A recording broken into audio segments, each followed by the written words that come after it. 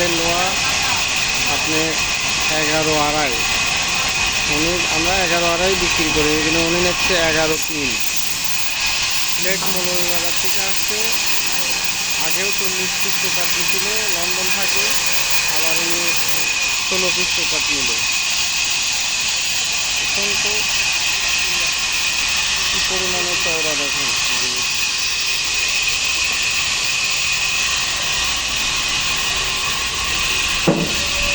আপনার ওয়ান্ডের লোহাগুলো হলুদ থাকবে দেখেন।